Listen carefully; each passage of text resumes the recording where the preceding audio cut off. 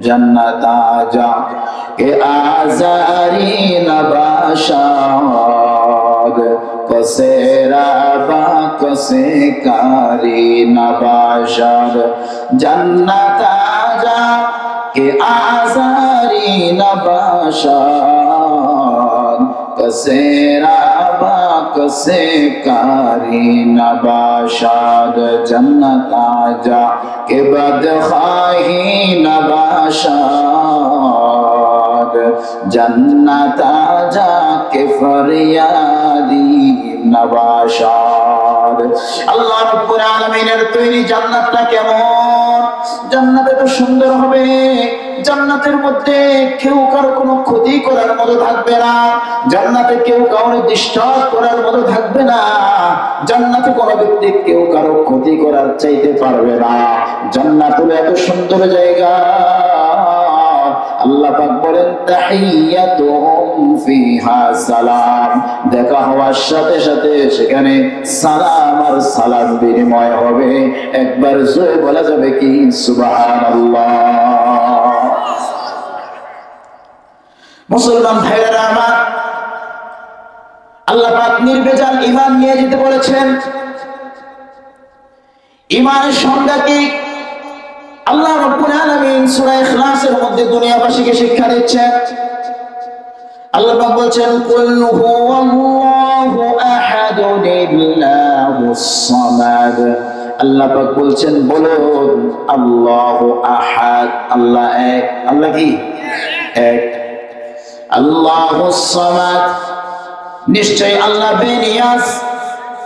দুনিয়ার বুকে আমি ধান চাষ করি না কিন্তু ভাত খাই, তার মানে আমি যারা ধান চাষ করে তাদের কাছে আমি মুখাপেক্ষী। দুনিয়ার বুকে আমি পোশাক বরণ করি না কিন্তু আমি পোশাক পরিধান করি, তার মানে যারা পোশাক বরণ করে আমি তাদের কাছে মুখাপেক্ষী। আল্লাহ রাব্বুল আলামিন বলেন বান্দারে, তাম এই কায়নাত চালাইতে গিয়ে আমি কোন মাখলুকাতের কাছে বিন্দু পরিমাণ মুখাপেক্ষী নয়। আল্লাহুস সামাদ, আল্লাহ বেনিয়াজ, লাম ইয়ালিদ ওয়া লাম ইউলাদ। আল্লাহ রাব্বুল আলামিন কারো কাছ থেকে জন্মগ্রহণ করেন নাই এবং কাউকে তিনি জন্ম দেন নাই। ওয়া লাম ইয়াকুল লাহু কুফুয়ান আহাদ।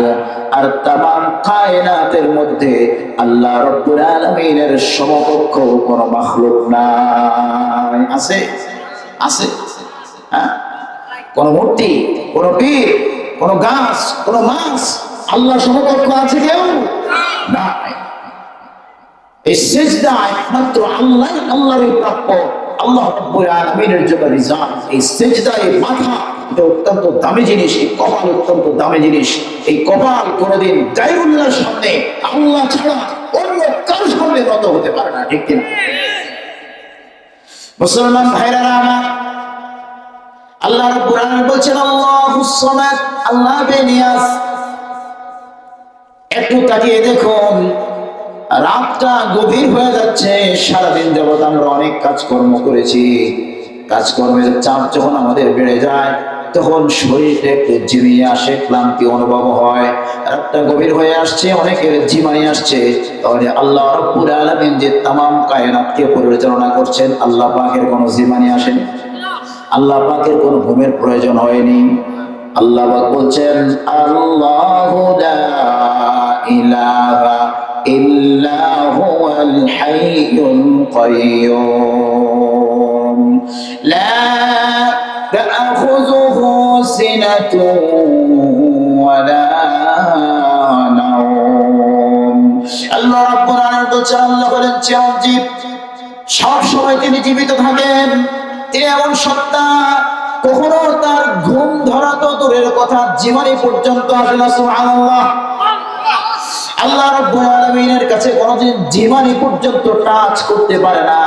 হযরতে মূসা আলা নবিয়্যিনা আলাইহিস সালাতু ওয়াস সালাম একদিন আল্লাহ রাব্বুল আলামিনকে ডাক দিয়ে বলছেন, ওগো আল্লাহ, तमाम कायनात अपनी चालान परिचालना करें আপনার কাছে কি একটু ক্লান্তি আসে না আপনার কি একটু ঘুমে ধরে না আল্লাহ রাব্বুল আলামিন বলেন মুসা রে দুইটা পানি ভর্তি গ্লাস তুমি হাতে নাও আর দূর পাহাড়ে যাও। দুইটা পানি ভর্তি গ্লাস হাতে নাও আর কোথায় যাও?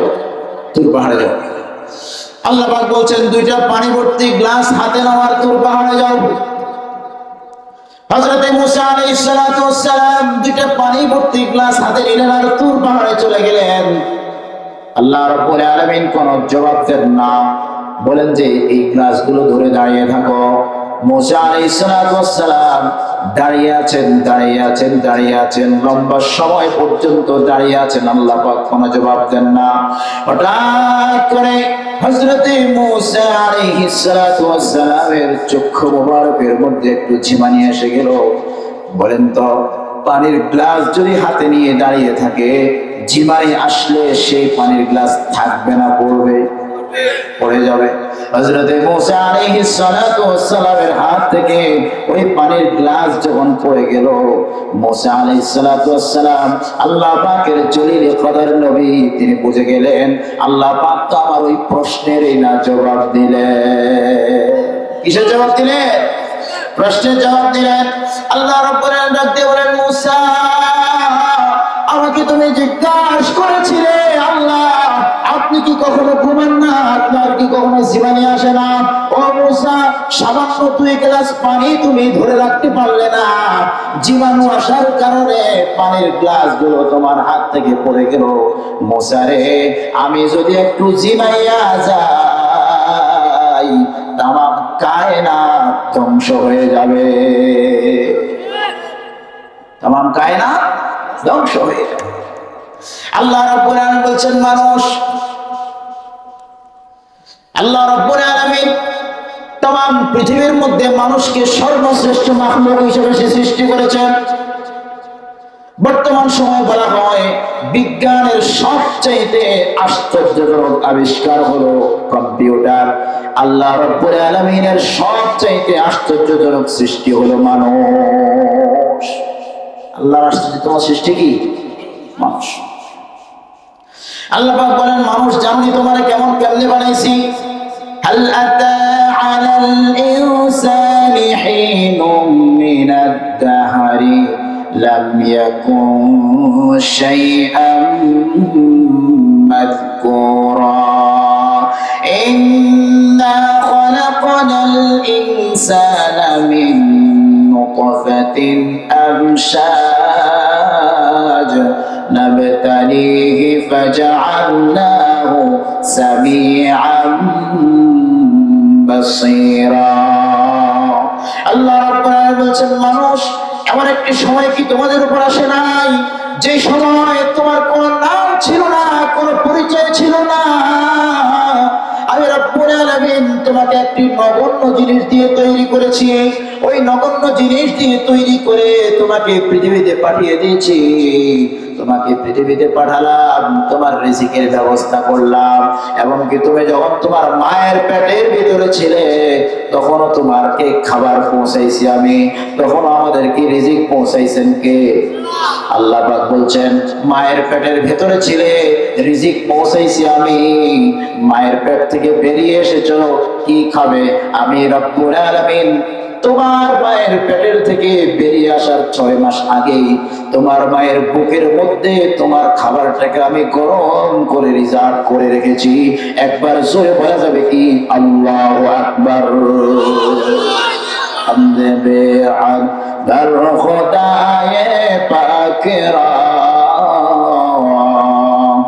আকে ইমাম দাদে মুশতে খাকেরা হস্তে সুলতানি মুসাল্লাম মারুরা নিস্তে কসরা জাহরায়ে চৌআচরা কাদের কুদরত দারি বরকমান আনতা রব্বি আনতা হাসবি যুল জালাল।